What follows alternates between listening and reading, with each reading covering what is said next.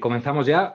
Hola a todos, soy Juan Moreno Bau, soy el director de la Fundación Innovación Bankinter y bienvenidos a todos a esta sesión en la que lanzamos nuestro Megatrends 2023, un informe en el que recogemos algunas megatendencias de innovación que pensamos más van a impactar en lo económico y en lo social, bueno, en nuestras vidas en el futuro, ¿no?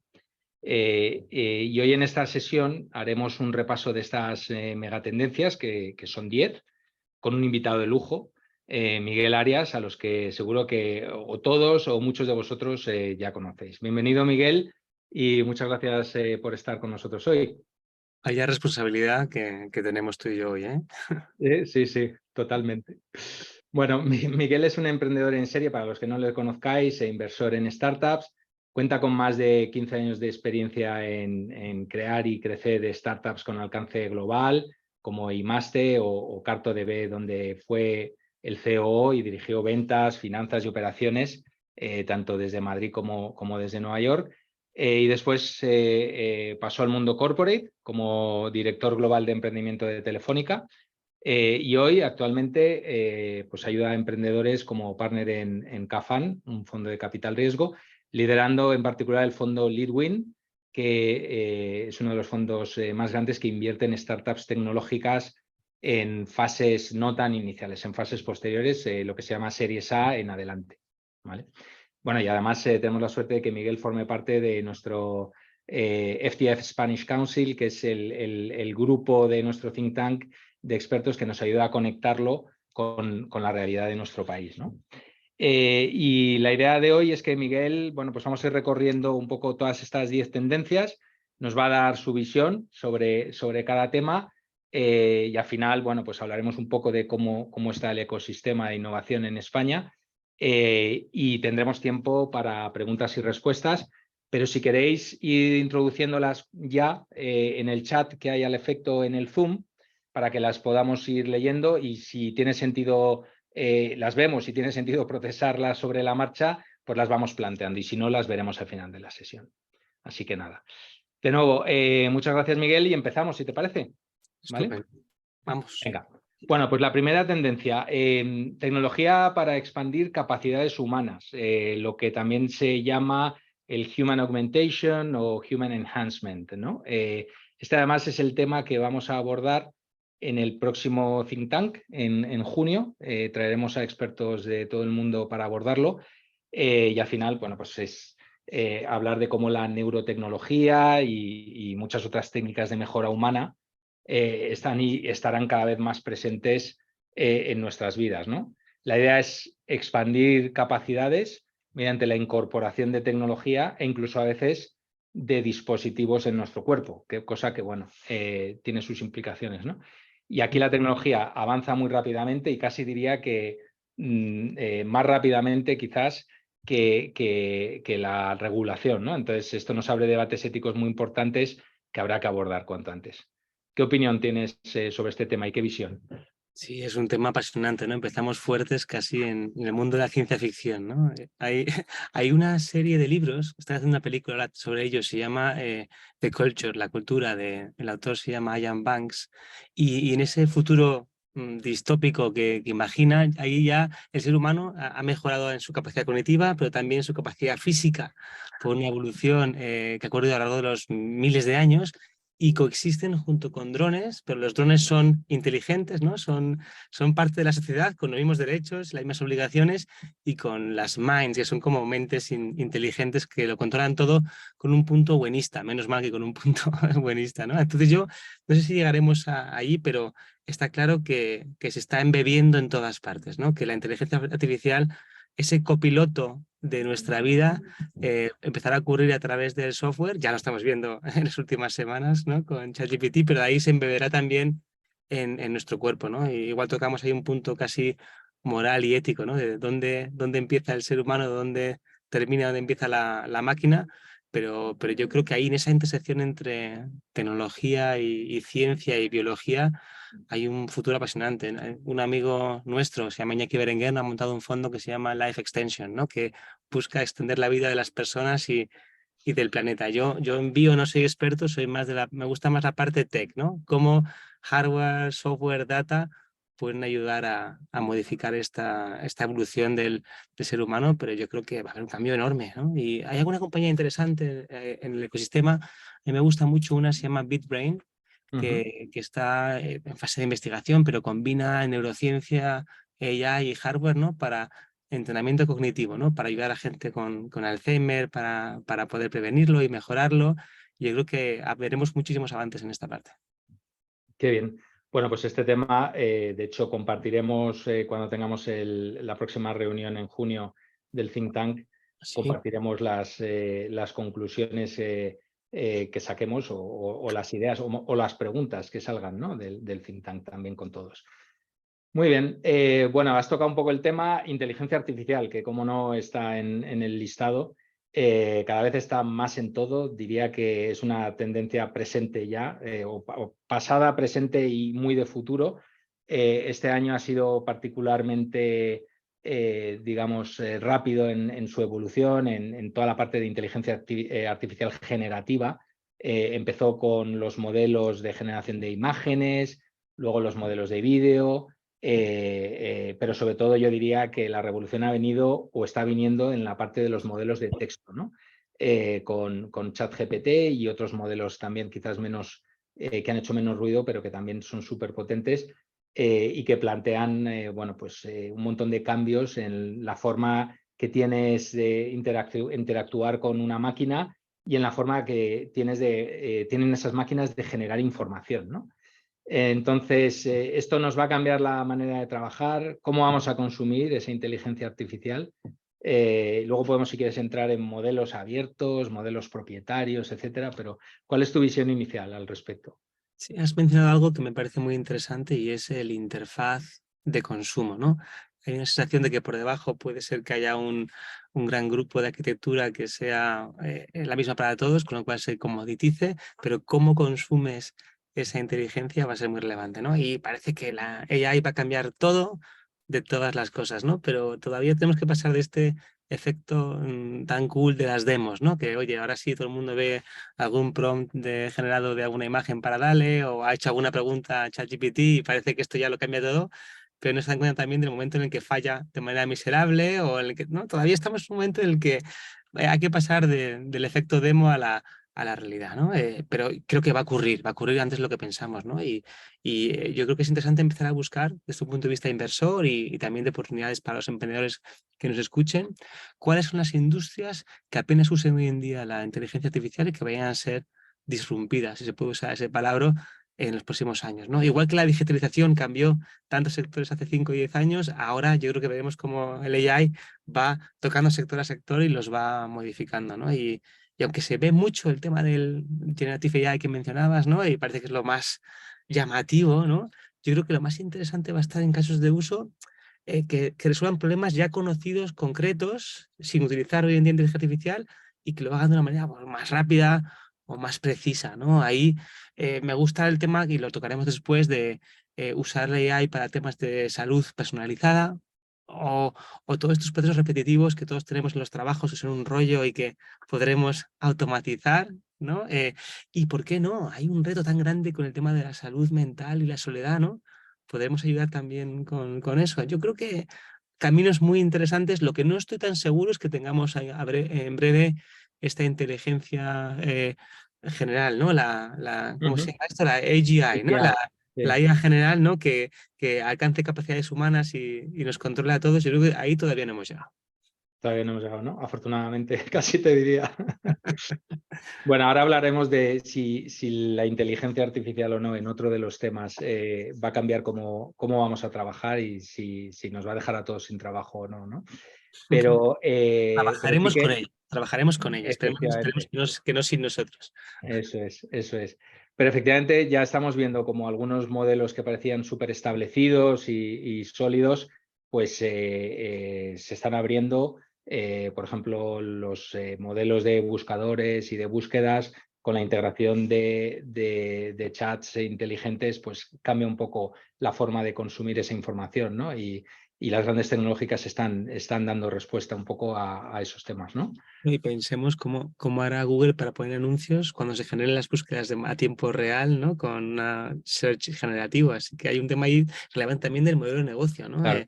Cuesta mucho más caro responder a una duda generándola sobre la marcha desde el punto de vista de computación que como cuesta ahora con todo cacheado. Así que otro gran reto que tenemos ahí. Otro gran reto. Tenemos una pregunta al respecto que dice que a pesar del hype sobre ChatGPT y Bard, después de rascar se ve que la inteligencia artificial todavía le queda algún tiempo para estar afinada y funcionando bien, que es lo que has dicho tú al principio.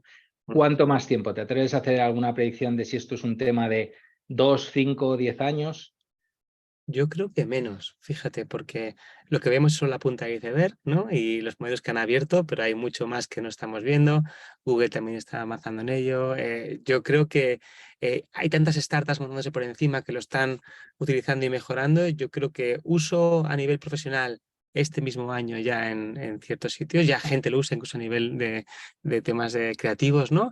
Y en 2, 3 años lo veremos en muchísimos más sitios. Muy bien.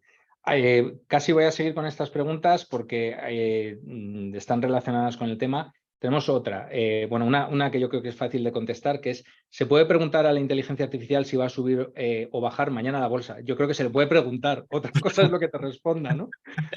El tema es que te fíes, ¿no? Eso Pero es, sí. o que te fíes de la respuesta, pero bueno, yo creo que no va a servir, me temo, para predecir el futuro.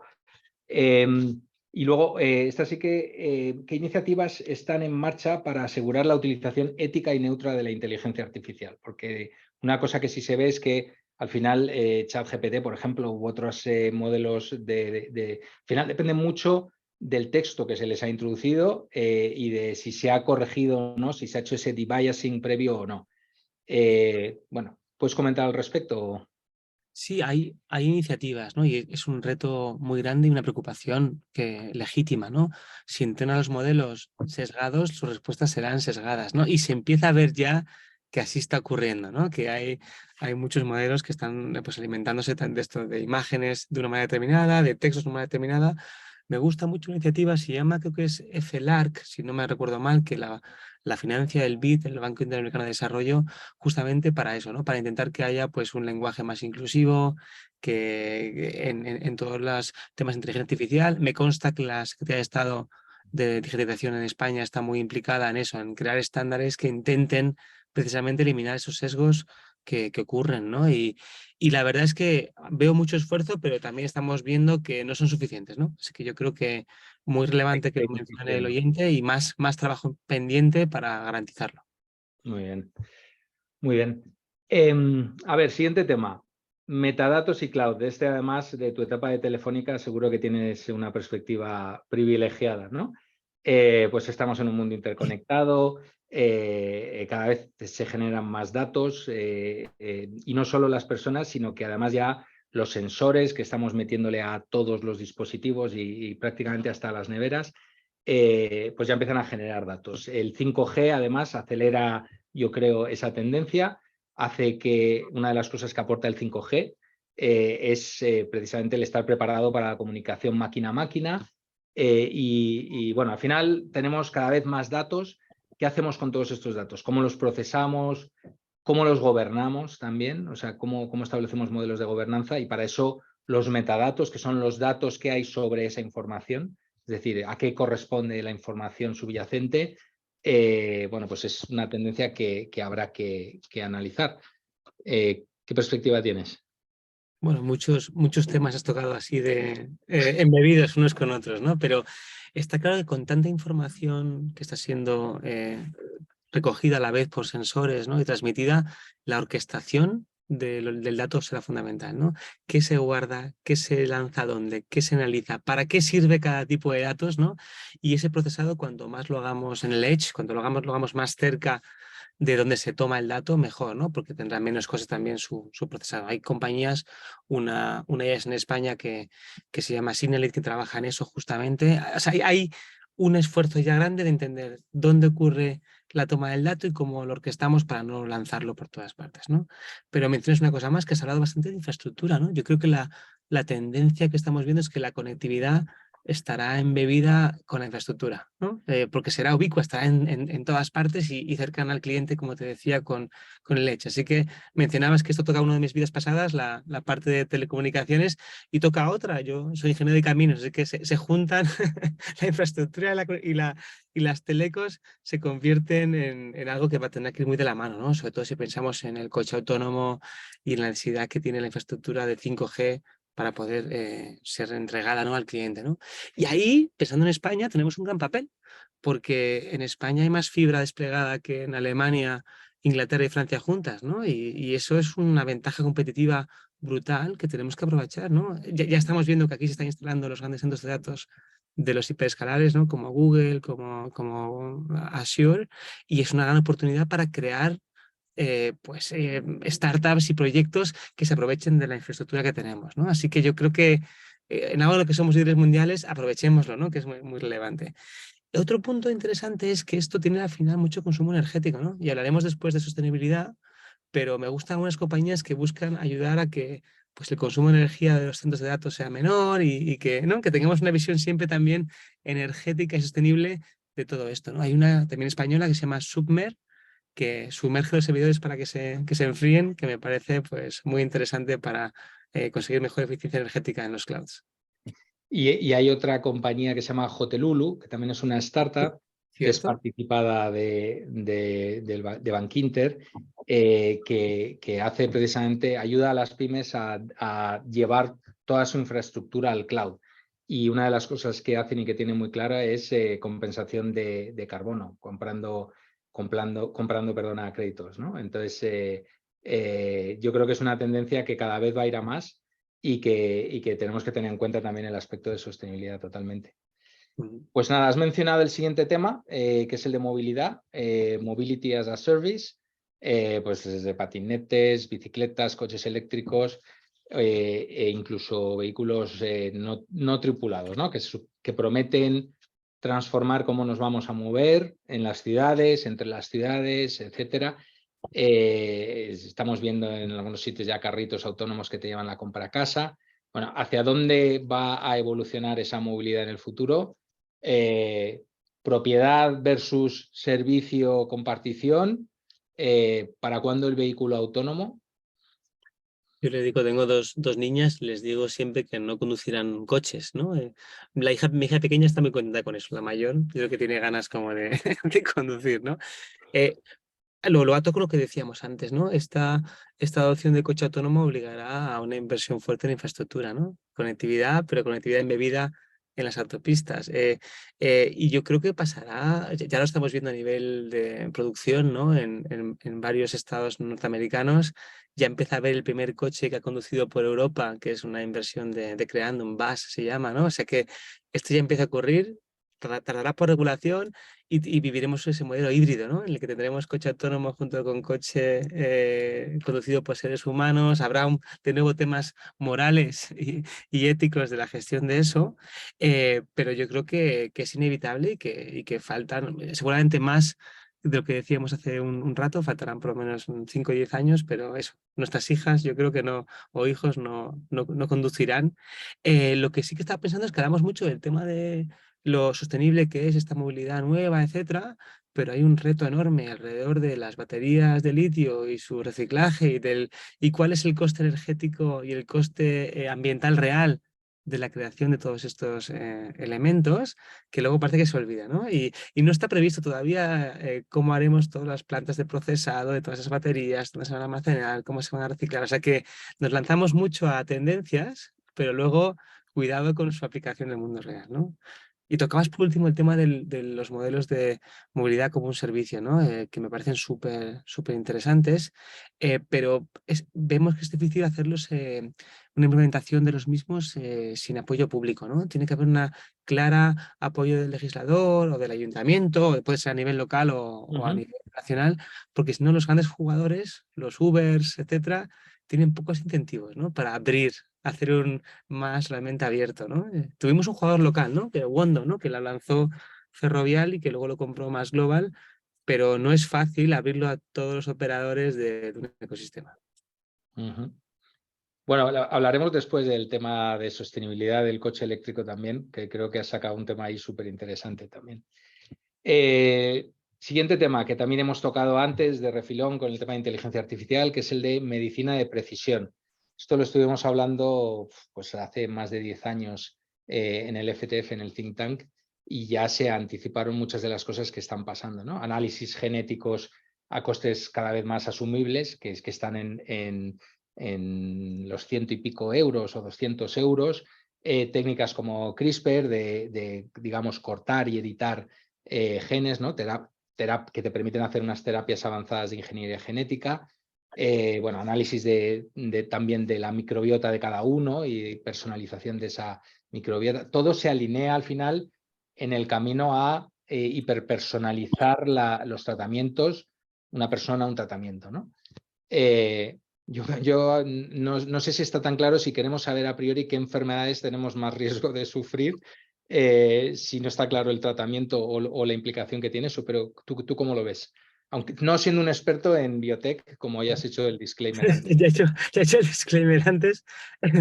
Hombre, yo creo que hay tantísimo por hacer, ¿no? Y puede tener un impacto muy grande en la calidad de vida de tantas personas, ¿no? Yo creo que vamos a ver y ya estamos viendo una mucha mayor monitorización del día a día de cada uno de nosotros, ¿no?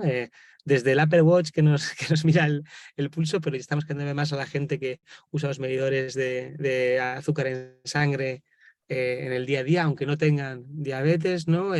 Estamos llegando de medir a poder tener luego la medicina de uno mismo, ¿no? De medicine of me, ¿no? Y yo creo que es muy interesante.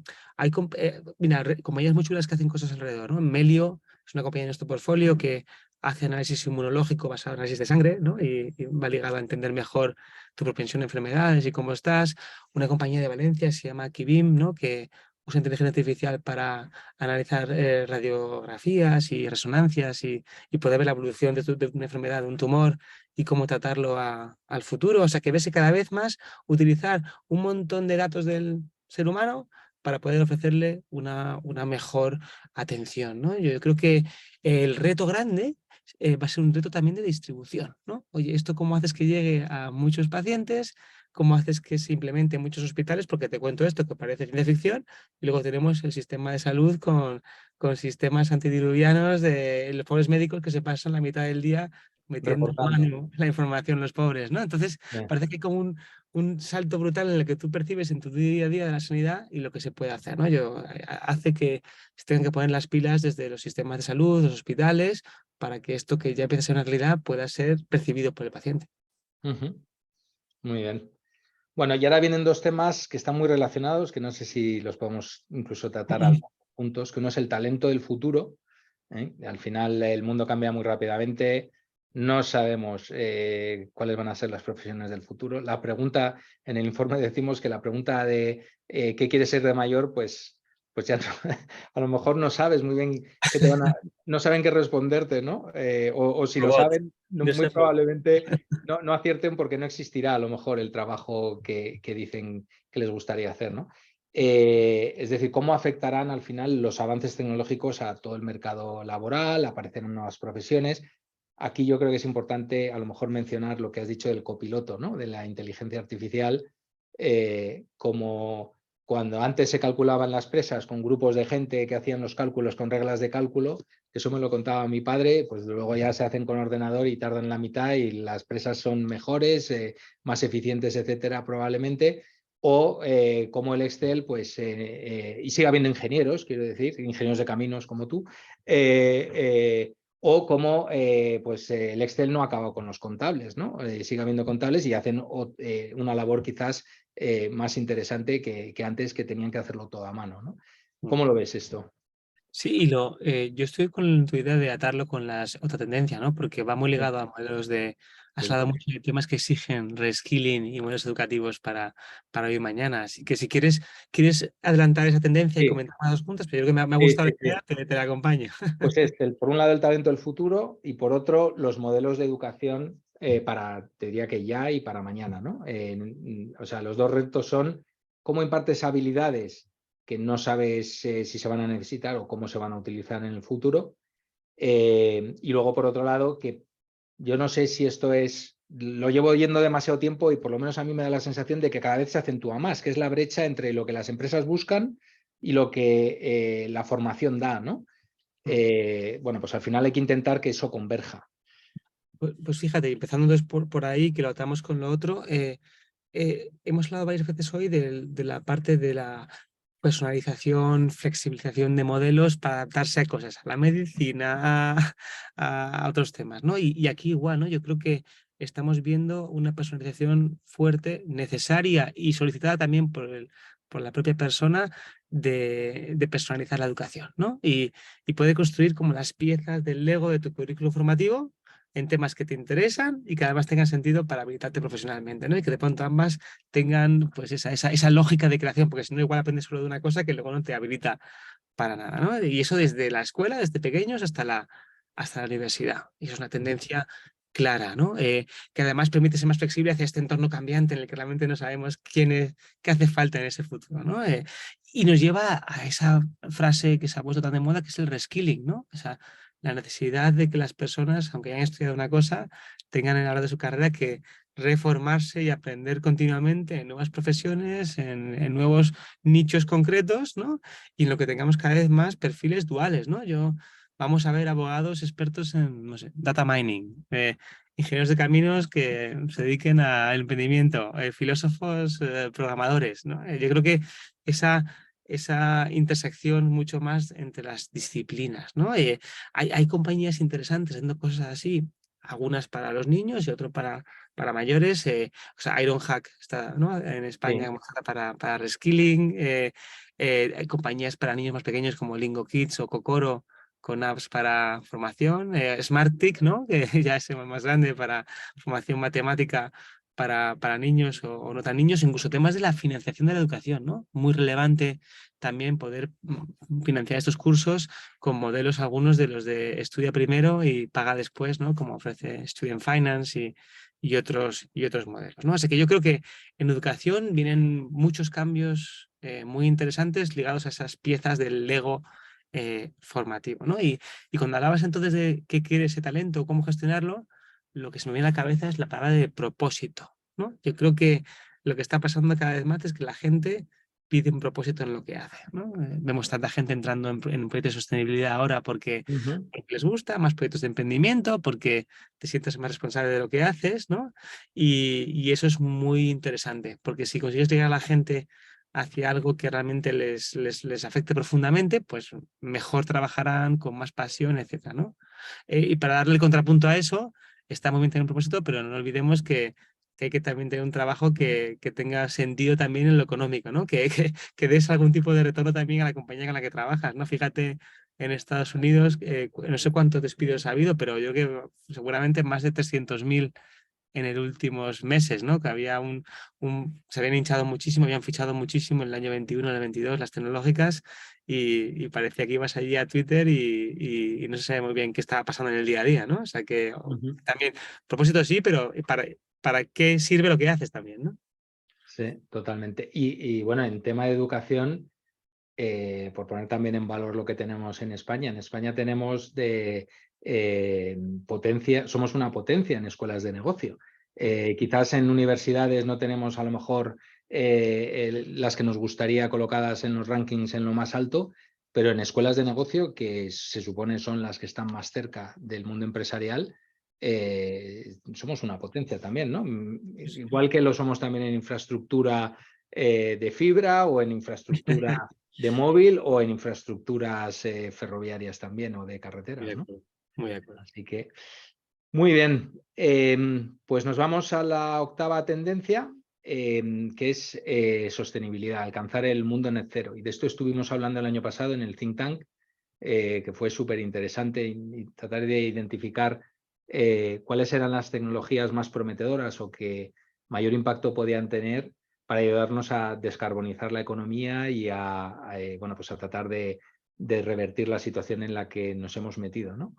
Esto yo creo que no es una tendencia, esto es una necesidad. ¿No? Y aquí al final Bueno, ha habido muchos cambios este último año con el tema de la guerra, pero parece que afortunadamente se está invirtiendo cada vez más y de forma más acelerada en renovables, que creo que es una grandísima noticia. Parece además que España también está muy bien posicionada en hidrógeno verde, que creo que es también otra gran noticia, porque va a ser uno de los vectores, ¿no?, de la transformación. Y luego hay temas que quizás nos dan de vez en cuando fogonazos de buenas noticias, ¿no? El tema de la fusión nuclear, que yo llevaba oyendo que está para dentro de 30 años desde que tengo 10, pero parece que se están haciendo avances cada vez más prometedores y ya se ha conseguido lo que, por lo menos que técnicamente, la energía que genera la fusión sea menor que la que se utilizó para generarla, ¿no? Entonces, bueno, todavía le queda mucho, pero son buenas noticias. ¿Qué opinión tienes? Sí, sí, es un tema que me interesa mucho. ¿Cuánto tiempo tenemos todavía, Juan? ¿Qué tal vamos? ¿Vamos bien o vamos...? A ver, son y media, un poco largas. Vamos bien, pero extiéndete lo que quieras porque nos quedan otras dos más, aparte de esta, y luego quizás hacer una especie de revisión del panorama de cómo lo ves y ya abrir a preguntas, aunque yo estoy intentando incorporar algunas de las preguntas también, ¿vale? No, pues es un tema que me interesa mucho, más allá del greenwashing, ¿no? Que parece que ahora todo tiene que ser un poco verde, ¿no? Y todo se puede luego decorar después con pintura verde para que parezca que es sostenible, ¿no? Lo que me pregunto es qué me dirán o qué nos dirán nuestros nietos, Juan, si los llegamos a tener, ¿no? Dentro de 20 años y digan, tú, abuelo, tú no tuviste un fondo de inversión hace 30 años y ¿qué hiciste? ¿Una app de fotos? O sea, ¿no? O sea, ¿qué hiciste para ayudar aquí? ¿no? Es un tema que me obsesiona un poco esa conversación del Miguel del futuro. Y la verdad es que, por una parte, veo la obligación moral, pero más que una obligación, es un negocio también. Es que ahora hay muchas oportunidades para compañías que estén atacando esos temas que son relevantísimos para el futuro, ¿no? La emergencia climática y la transición energética, ¿no? Y luego es que hay mucho dinero ahora para invertir, ¿no? Hay más de 60 nuevos fondos de inversión de clima, que son casi 60 billion americanos, ¿no? Que se crearon en el año 22 en todo el mundo. En Sí. España hay más de 1.000 millones de fondos específicamente de temas verdes y yo soy más partidario de tener fondos que tienen una inversión en tecnología y la tecnología aplicada a lo verde, ¿no? Porque si no, a lo mejor el mandato es demasiado estrecho, ¿no? Pero que hay dinero ahora para ese tipo de proyectos es muy importante y eso permitirá, pues, oye, financiar, como tú decías, ¿no? Pues el software de eficiencia energética o monetización para implementar ESG a nivel real, ¿no? En compañías o lo que comentabas de las aplicaciones en hidrógeno, software o hardware para baterías, reciclaje de baterías.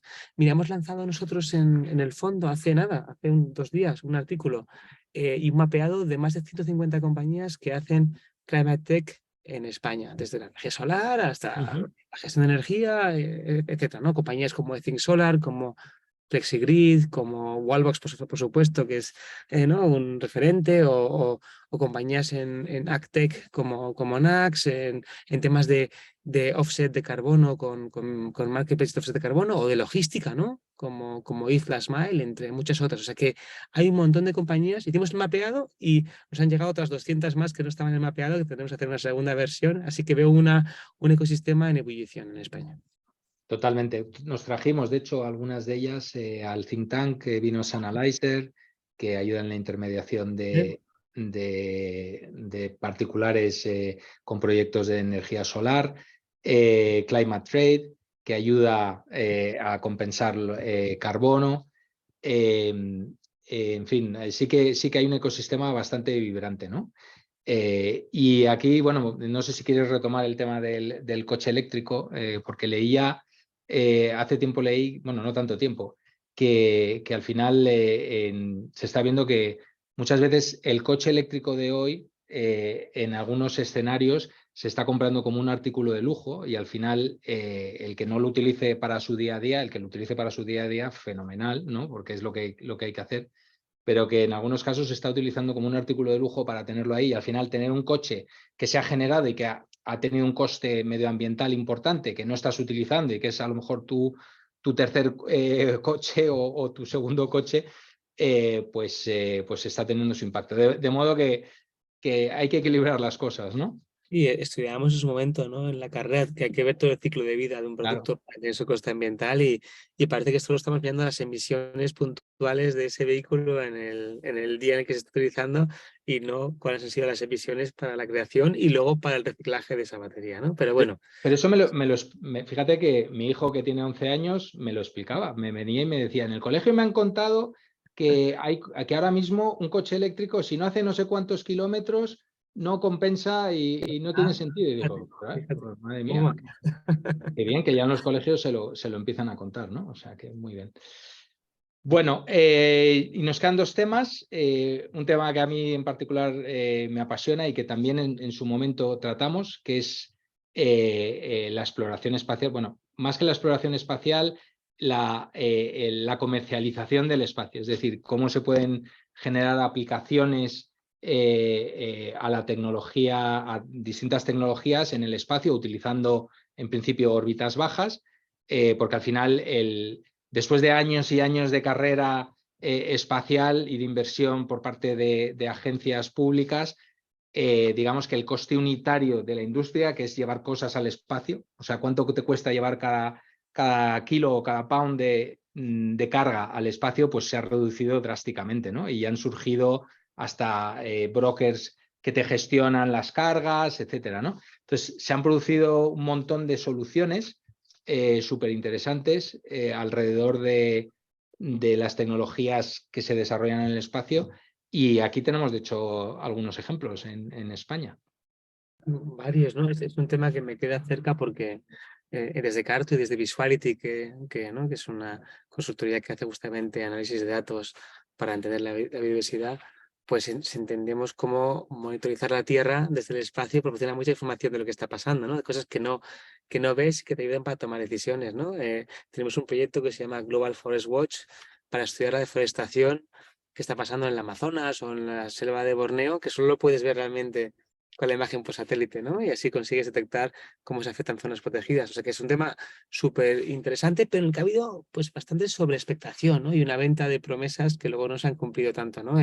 Todo el mundo sigue todavía hablando del típico caso este de ver la marcha de economía según la sombra de los depósitos de petróleo de las refinerías, ¿no? Según baja, hace más sombra y entonces que hay más consumo, menos consumo, pero luego en el día a día se utilizaba menos. Yo creo que ahora cada vez más hay más acceso a datos más baratos, que es fundamental, ¿no?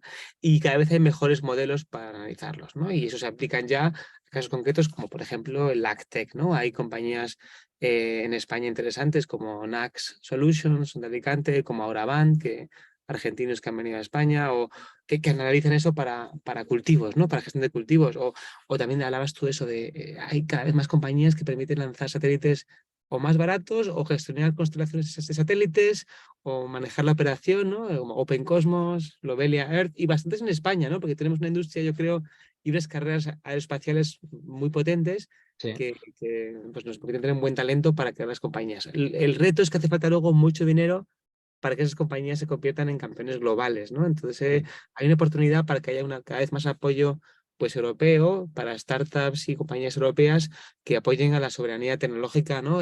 Con tanta incertidumbre que haya la geopolítica de esto es realmente estratégico, no lo es, pues apoyémoslo desde aquí.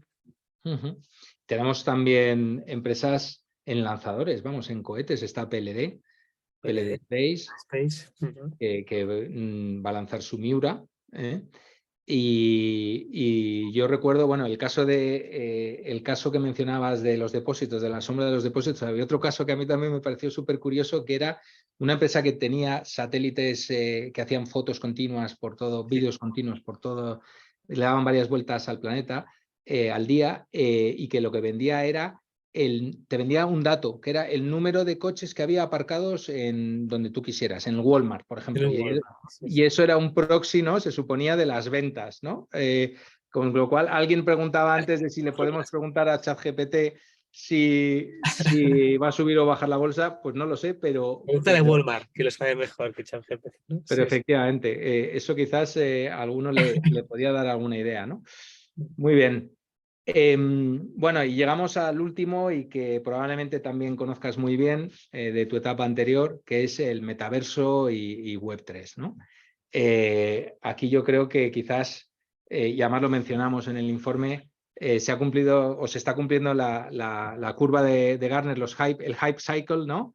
Fenomenal, ¿no? Y Sí. ahora no sé muy bien si estamos en la parte de desilusión o qué, pero bueno, la realidad es que yo creo que la convergencia de dos tecnologías, que son por un lado el blockchain y el poder identificar o asociar a la información y a los datos de cada uno, pues una marca que sea indeleble, que esté descentralizada, etcétera, y sobre la que tú tengas un control. Y por otro lado, la mejora de los interfaces hombre-máquina, ¿no?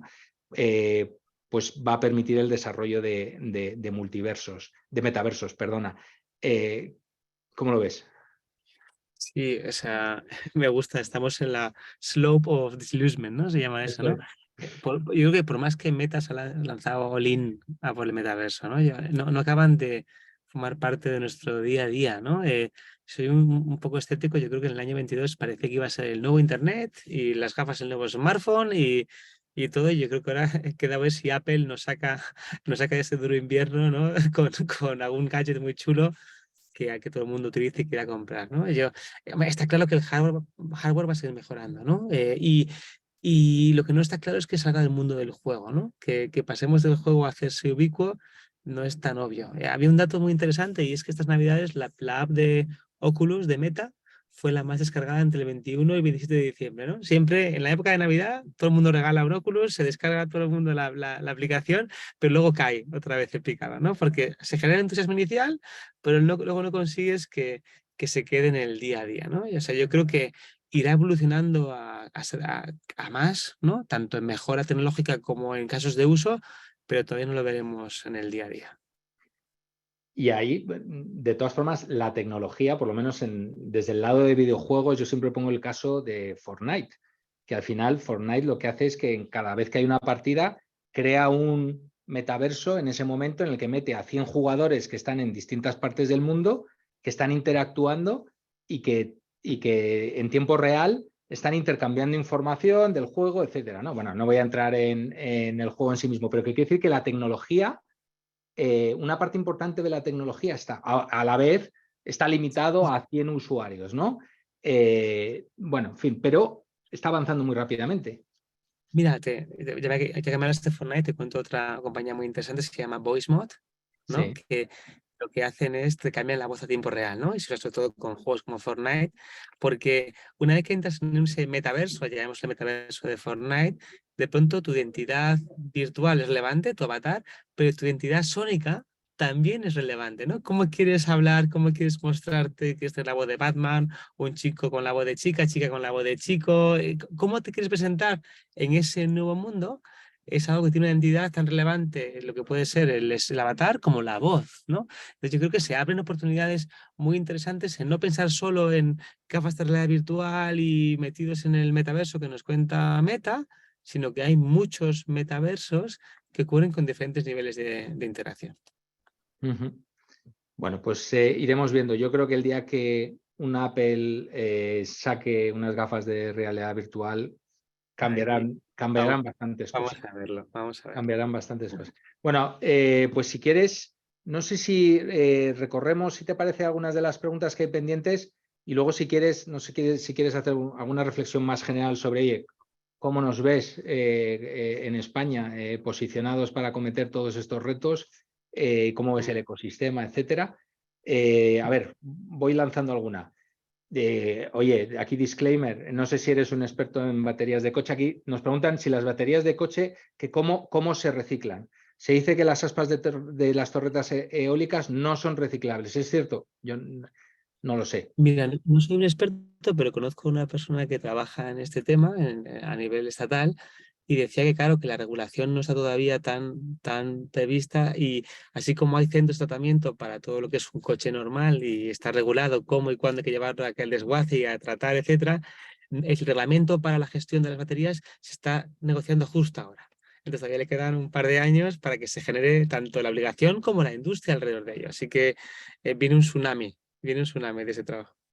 Vale, de hecho, aquí hay una persona que no sé si había visto la pregunta previa, pero dice que las baterías de vehículos pueden tener una segunda vida y una vez que no son adecuadas para vehículos se pueden utilizar para almacenar energía renovable y que Toyota lo lleva haciendo o lleva tiempo trabajando en ello. Y nos propone un comentario sobre el hidrógeno verde. La bajada de costes que hemos visto en solar y eólica se verá en la producción de hidrógeno verde al incrementar el volumen, sobre todo en tecnología y escalabilidad de electrolizadores. Bueno, el hidrógeno verde es el hidrógeno que se genera a partir de electricidad renovable, vamos, electricidad hecha con energía renovable. O sea, hay muchos tipos de Veo una hidrógeno. audiencia de mucho nivel aquí, ¿eh? Veo una Sí, sí, audiencia, se sí, pueden contactar directamente. totalmente, totalmente. Bueno, y aquí hay una pregunta que habla de para cuándo podríamos producir agua a escala industrial. Yo hasta donde sé, las desalinizadoras, el problema que tienen, bueno, o sea, lo que tienen es que necesitas electricidad, ¿no? Para moverlas y al final, si empieza a bajar el coste de la energía, pues entiendo que se podrá hacer a mayor escala. No sé si tienes alguna opinión al respecto. La fusión, ¿no? Lo atas con que tengamos fusión Bueno, y ya claro. está. Y entonces ya El, el- podremos. el día que tengamos la fusión.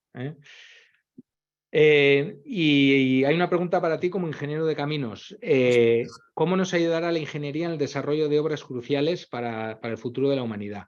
Viviendas suficientes para demanda demográfica, acueductos transcontinentales para traer agua del norte a sur, reto pantanos, elevación de aguas marinas y su impacto en las costas, carreteras con infraestructura para la carga. Y añadiría aquí que transporte de electricidad entre distintas partes del mundo, ¿no? Ya no soy tan experto en la parte de construcción porque me aparté de ese mundo, pero parecía que llevaba un tiempo en el que había tenido una velocidad de innovación más baja que otros sectores, ¿no?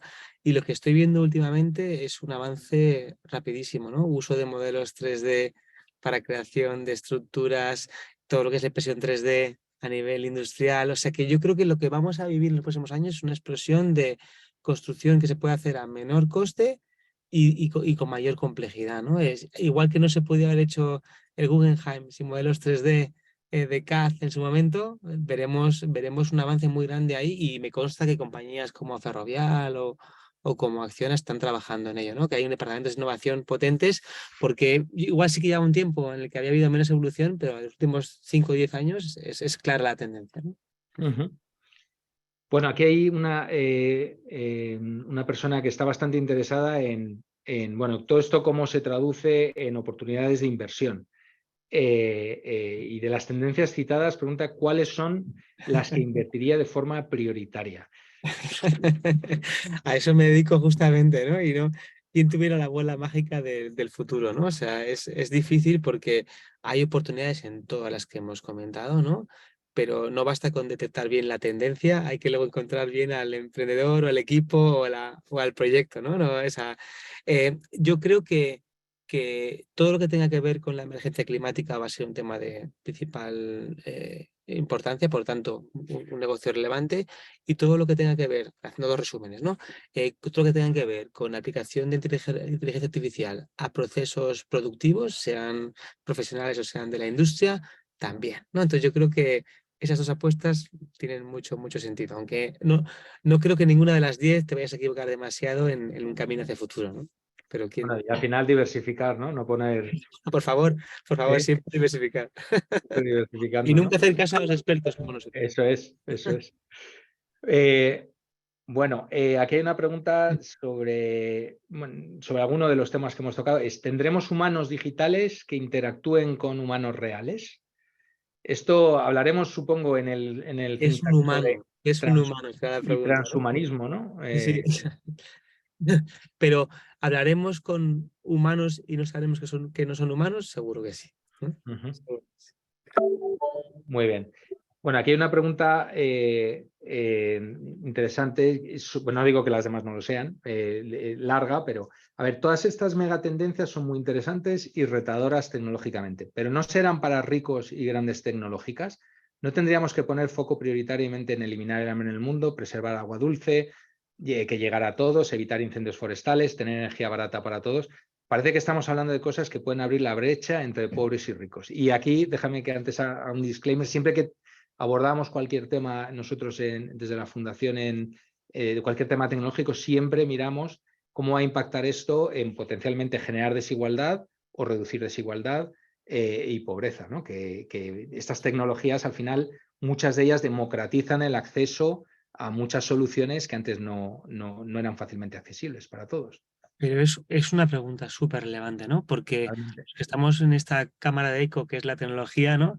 Hablamos siempre de esta innovación, lo que consigue, lo que crea, y a veces pensamos demasiado poco en el impacto de segunda o tercera derivada que puede tener eso en destrucción de empleo, ¿no? Yo creo que se generan muchísimos empleos de calidad a través de la tecnología y muchísima riqueza a través de eso, pero hay también una destrucción ligada a la destrucción de empleos de menor cualificación y cuidado, eso puede abrir divisiones, ¿no? Yo creo que es muy importante, lo hacemos ya en toda inversión que hacemos nosotros en el fondo y es analizar no solo desde un punto de vista ambiental, sino también social, ¿no? En el ESG sentido amplio, cuál es el impacto si las compañías en las que invertimos salen bien, ¿no? O sea, ¿qué pasa, ¿no? Que va a haber mayor brecha o menor brecha para intentar justamente que si puede haber un problema de acceso a esa tecnología, pues que pongamos medidas para resolverlo. O sea que creo que hay que estar siempre pensándolo, ¿no? Porque es cierto que la tecnología es un factor de avance de la sociedad y yo creo que puede ser muy importante con los retos del futuro, pero también genera desigualdades, ¿no?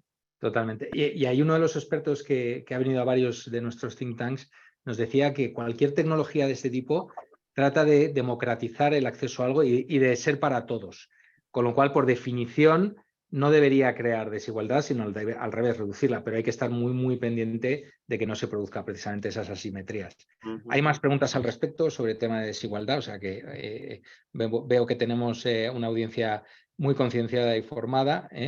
Y bueno, si quieres empezamos ya a hablar de un tema más general de cómo ves a España y Europa en todo este panorama. Aquí hay una pregunta, si quieres, primera pregunta. ¿Cuáles son las mayores barreras que ves en este 23 para startups a nivel Europa? Y yo te diría /España. Muy bien, pues sí, pues te diría que hay una tendencia y un elemento macro que no hemos comentado y que es muy importante para las compañías en Europa, también fuera, ¿no?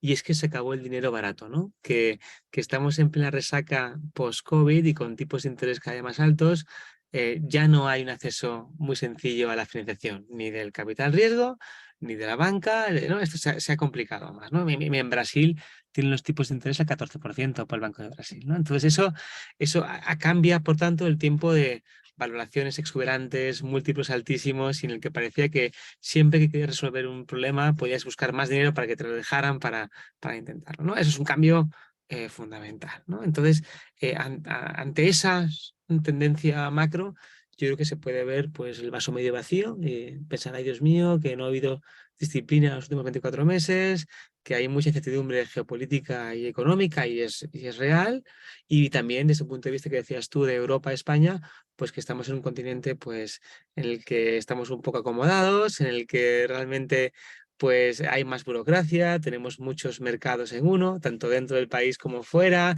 hay un montón de trabas y barreras que lo pueden hacer más complicado, ¿no? Entonces, yo diría ese es el vaso medio vacío. La parte del vaso medio lleno, desde un punto de vista más macro, es que hay 5.000 millones de personas con un teléfono inteligente en sus manos, que eso no lo teníamos antes, ¿no?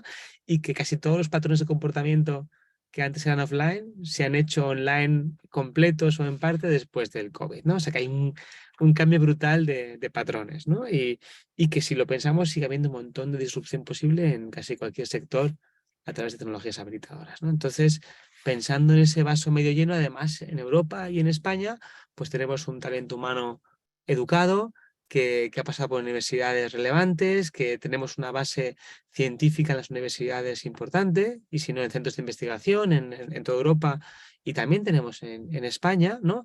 Lo cual nos da un posicionamiento relevante para cómo creamos esa tecnología del futuro, ¿no? En Deep Tech. Y además tenemos pues más ambición de la que teníamos antes, ¿no? Hay un ecosistema más vibrante que el que teníamos hace 20 años, ¿no? Entonces, si pienso en España y tocamos el elemento antes de que somos un país de infraestructuras potentes, tanto las físicas como las de la conectividad digital, en el que tenemos talento y en el que el ecosistema de innovación está en un punto de inflexión, ¿no? Yo creo que tenemos ahora masa crítica suficiente, hay fondos, hay personas que han montado compañías antes y que las han vendido y que tienen contactos fuera para montar otros. Hay extranjeros que vienen aquí también a montar sus proyectos y hay pues de esta oportunidad, como también noto que hay un punto de propósito de país y propósito de hacer cosas aquí que tengan algún impacto fuera. Es parte del motivo por el que lanzamos el fondo que tú contabas antes, ¿no? Leadwin, ¿no? O sea, yo creo que hay un camino ahora de apoyar los proyectos locales para que tengan ambición internacional e impacto internacional. Entonces, mi sensación, y sí que termino con eso, es que tenemos todos los mimbres para ver el vaso medio lleno a pesar de la incertidumbre y para conseguir que nuestro país pues, sea una de las puntas de lanza de este futuro que hemos dibujado así hoy tú y yo, como hemos podido en las 10 tendencias, ¿no?